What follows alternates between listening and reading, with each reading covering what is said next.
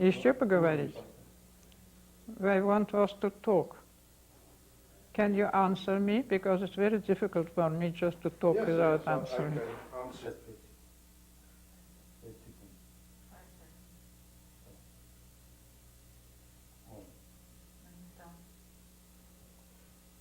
Kurchatov, we talked about it before. Yes. Will you tell us what your main impression, your first impression of Kurchatov was when you met him? Well, Kurchatov was a rather remarkable man, and I knew about him even when he was quite a young man, but I never met him before. I only met him when he began to do all this great business.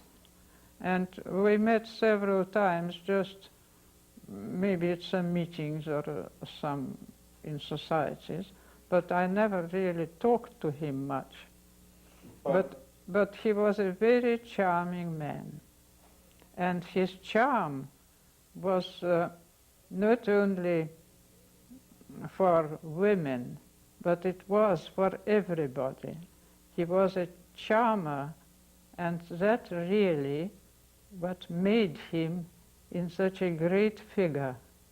That's why he could manage not only his scientists, he was very good to his people who were working with him. That everybody always said. But he was very clever in dealing with our people at the top, which was much more difficult. And okay, let me just yes. Sometimes when you answer too much, I'm going to jump in. Yes, certainly. To break it up. Yes, well, you can always cut me. It's not cutting you, it's breaking you up. Oh, well, breaking me up. Okay. We'll try to...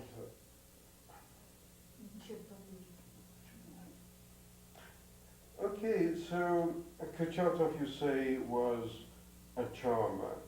Does that mean he was able to achieve what he did achieve by manipulation?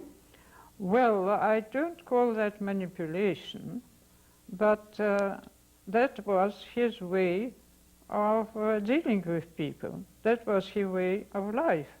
It was natural for him. It wasn't anything that he was to put on or anything like that. It was just natural.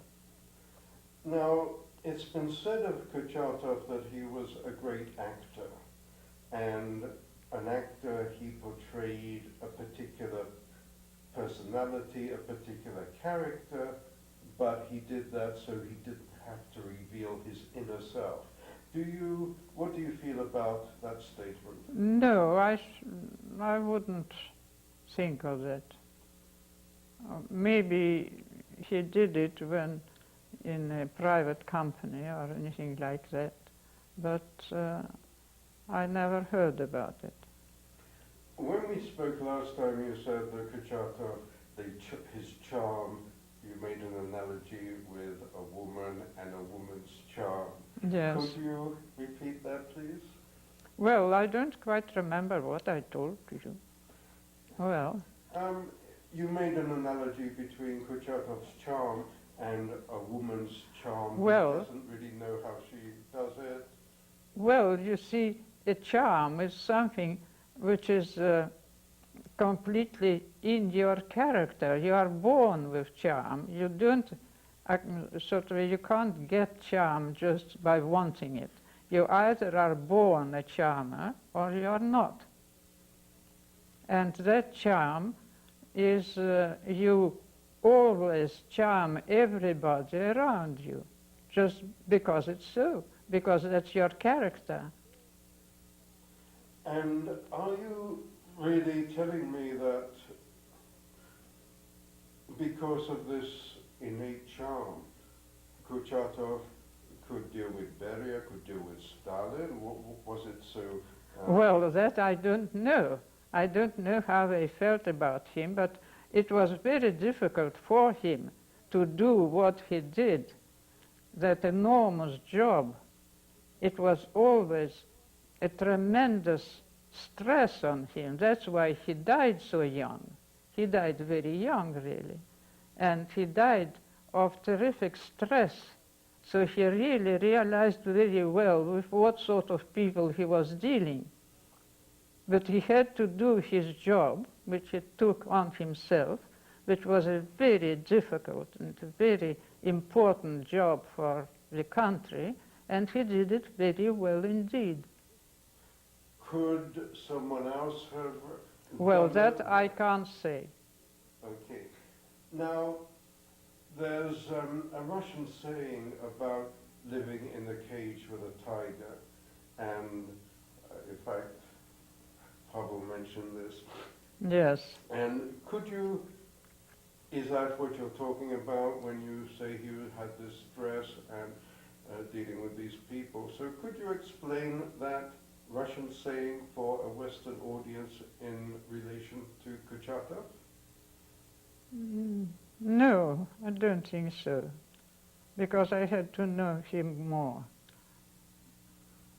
I didn't really know him. You see, I was meeting him now and again and not really discussing anything. But if you said that he had to live under so much stress... Well, that was necessary because we understood what sort of a job he was having and in what sort of position. It was very difficult indeed, because he had to look after his scientists and he had to deal with people like Beria.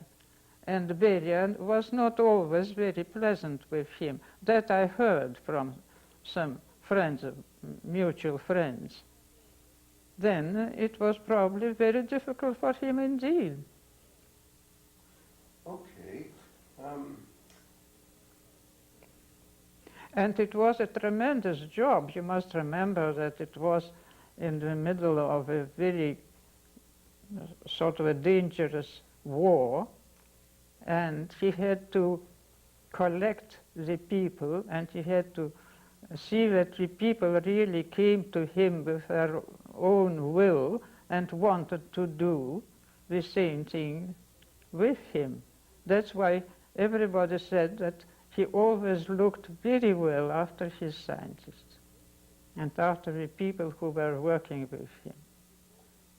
Okay, now in 1945, there was victory, the war Yes. was over, and Germany and then Japan were defeated.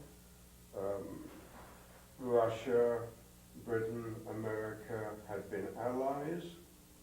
Why was it necessary, now there was peace, for Russia to start making these terrible nuclear weapons?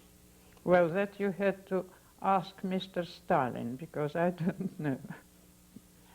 But didn't most scientists agree to do this work? Well, really I can't answer these questions. All great men have strengths and weaknesses. Yes, certainly. And you might say that the weaknesses which men overcome helps them to become great. Can you say anything about Kurchatov's strengths and his weaknesses? Well, I can only tell you about his strength. The same thing as I told you, how he was dealing with people and how he managed to do his job. But weaknesses you'll have to find out from people who knew him more. This was a time which was very stressful, not only for Kurchatov, but also for everybody. everybody. Can you, for the Western audience, describe what it was like to live in those times? Well, the time after the war, you see, we really were sometimes rather idealistic, thinking that after the war we'll get much more freedom. But it was just the opposite. And that was very difficult indeed. What was you were living in oppression. Can you describe that? Because this audience... Well, you see, you always live in oppression of death. You always, everybody always, whenever they are born, they begin to think of the death. So you always have something at the back of your mind. And here it was not only at the back of your mind, but it was next to you.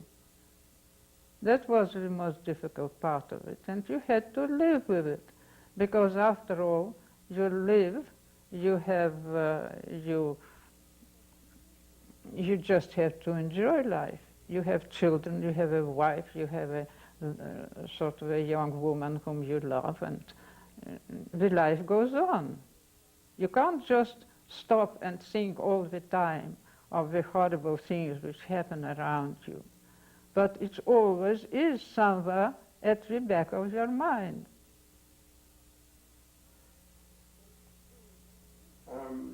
You said that it would take a long time to understand what living in that period was like. What do you really mean? Why shouldn't you understand it now that it's past and it's happened? Well, it's only past. It's really, you have to live for at least 200 years to understand what really was happening at our time, in our time. It's very difficult to look at your own history. You can't just look at, I can't just to look at my life and tell you what it means in history. It's impossible. But if you were living in under these dreadful conditions, why? But the dreadful conditions are at the back of your mind. You see? You don't understand. It's conditions which are the same if you are at the front and you are fighting. And you always think that everybody else will die except you. Because it's always very difficult to realize that the death is so near. And at the same time, in the front, the moment that the fighting stops, you begin to live in a normal condition. You even begin to write letters to your to your folks. You begin to sing, you begin even to dance, you begin to be happy. Now, why shouldn't we say you lived in this situation? Why didn't you do something about it? It's very easy to think now that you could do something, but the danger was too near. Too many people were destroyed near you. You couldn't do anything. You could do it in a way that it was not realized by maybe by the authorities. I quite think that there were probably enormous amount of people who tried to do something, but we simply don't know about it. That's why I say that in 200 years we may be looking at our time in a quite a different way, because we'll find out that it was not so, well, not everyone was willing to live in these conditions. Okay, now, some people did do something. Your husband spoke out, he wrote to Stalin, he wrote to Beria, he complained, he was able to after they were arrested, get freedom for Fogg and Landau and I'm sure other people. Kurchatov did. I'm sure that he did the same thing. But you see, it was all done in such a way that other people would not know. Our government people were really terribly upset when anything came out. If it was private, they would listen to you, but not publicly. So I'm quite certain that quite a lot of people really did a lot of good to our young people or to our people who lived next to them. Specifically, Kurchatov, what do you... Well, Kurchatov looked after... Wait a second. Yes. Okay. Kurchatov. Kurchatov did probably enormous amount of good because his people who worked with him were not arrested, were not molested, and that was certainly Kurchatov's doings. Certainly, absolutely. Now I find out that Sergei Vavilov, who was the president of the academy, did enormous amount of good, which we never knew. We even didn't sort of had any feelings about it. We always felt that he didn't do anything. We always were rather cross with him. And really now we find out that he did enormous amount of good, but in a way which was absolutely secret. As for personal... The same thing Kapitsa did. He never published his letters. He never talked to anybody about his letters. He realized that the people to whom he was writing the greatest danger for them was publicity. And if he wanted to get something out, he realized that. Well, I'm perfectly certain that the same thing was realized by Kurchatov, by other people, by Vavilov and many others who did. I'm perfectly certain that Joffe did the same thing. Everybody who could and realized how to deal with our government, they could do. But it didn't always help that. Okay, jumping to another area. Personal bravery, personal courage. Do you know if Kurchatov was a... Yes, I was told once by my husband that I don't remember if it was at the beginning of all the business that Kurchatov was doing, or was it in the middle or whenever, I couldn't tell you. But there was a kind of accident where quite a lot of radioactive, whatever you call it, was coming out of a place where you had to go and do something. And Kurchatov defended to everybody around him to go there and do it. He went there by himself. He went there in the most dangerous place and got probably quite a lot of radioactive radioactivity on him. But that was a very brave way of dealing. And he didn't want his other people to to go and do their job. Okay. Maybe it was not a very, some people would say that the head person can't do such a thing, but he didn't think of it. He thought of the first thing, that the other people must not get that danger. Okay. Another thing we spoke about, Sakharov in his memoirs, and I quoted you, what he had said about, or what he had written in his memoirs, quoting Artsemilov, was it? Artemovich. Artemovich. Yes. Who, and he put this in, Sakharov put this in his memoirs about Kurchatov. Kurchatov, he quoted, was first and foremost an operator under Stalin when he was like a fish in water. How do you explain that? Well, first of all, Artemovich was always very, Sorry, can you start again, please? well, Artemovich was a very witty person. Right, And- excuse me, let me interrupt because it's Yes. a mistake. It wasn't Gerasimov, it was Davydenko, another person. So, Alexander would comment not his Okay. It's Davydenko. Did you know Davydenko? He worked at Arzamas, but No. I don't think that. No.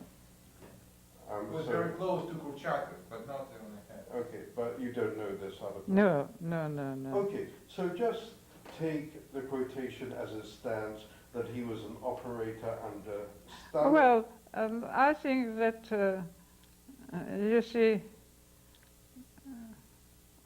you must never take Artemovich absolutely. No, it wasn't Artemovich.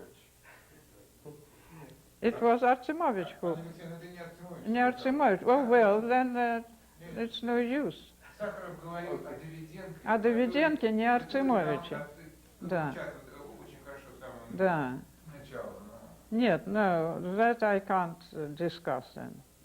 But if I said to you Yes. that it seems to me that Kurchatov was an operator under Stalin, that he was like a fish in water at that time, what would you say? Well, a fish would not have such a stress. The fish in water is a happy fish. And Kurchatov certainly was not a happy man. And the fish wouldn't die so young if he would be swimming happily in the waters. No, I don't believe in it. But a fish in Stalinist waters could still survive if he knew how to swim. Well, he just survived for a time. You don't think he was happy swimming in Stalinist Oh, waters? certainly not. He certainly was not happy swimming there, no.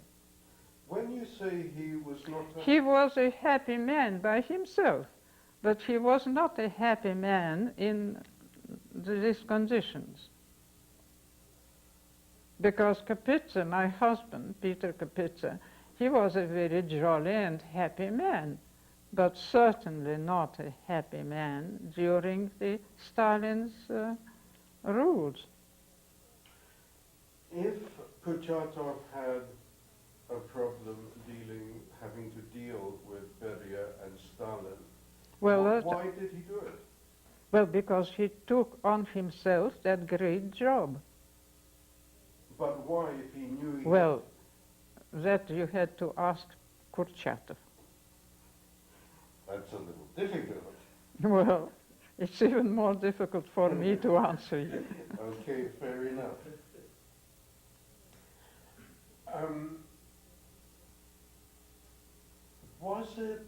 Was he able to, going back to the charm, which I want to explore a bit more, do you think that somehow he was able to charm Beria and Stalin, or was it something else?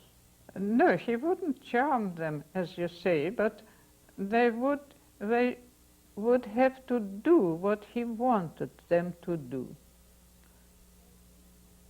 Why? because he had to do his job. What, they wanted the bomb? Well, because they were at the head of that, and he had to deal with them, and he had to get quite a lot of, they had the power.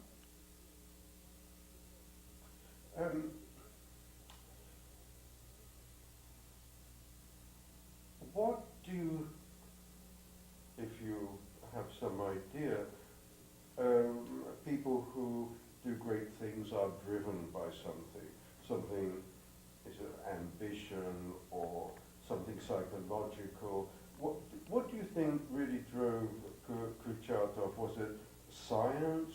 Was it I think duty. Duty to his country. and duty more than science? Duty more than Yes, certainly. power? Was he interested in power? No.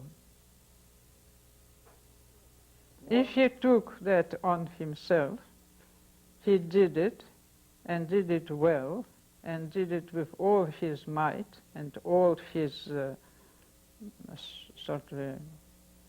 his talent, because of the duty to his country. Was Because whatever happens to your country, you are still a member of your country, and you love your country, even if it has Stalin at the top of it.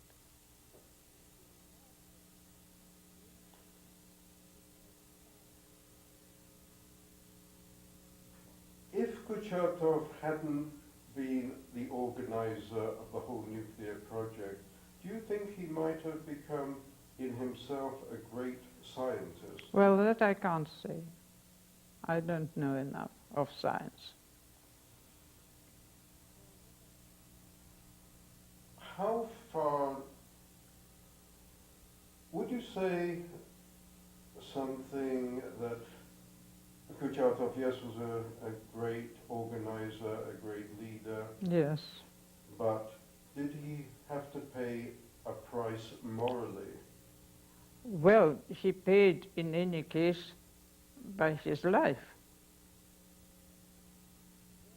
What about morally? I don't know.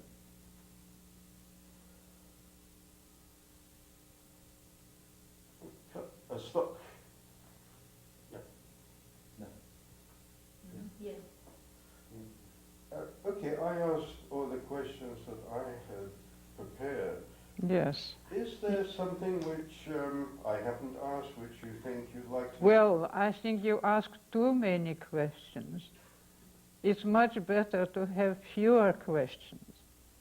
But you wanted to know too many things which I don't know, but nobody can answer. Those are the most interesting questions. Well, most interesting questions without answers.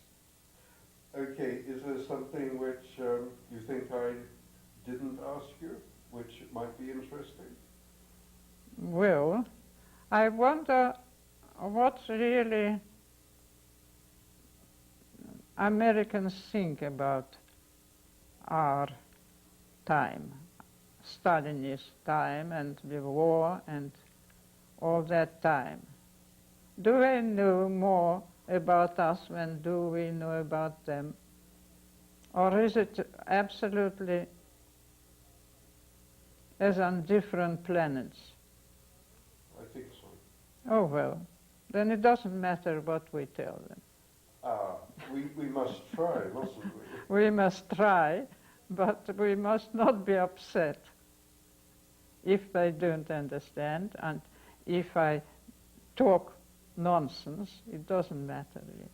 No, you didn't talk nonsense, and I hope that what you have said will help people to understand. Well, that's what I want the film to be about. Well, maybe A little bit. a little bit. We must not be too optimistic about it. Not too optimistic. No, not too optimistic. We can be a little bit optimistic. Well, very tiny little bit.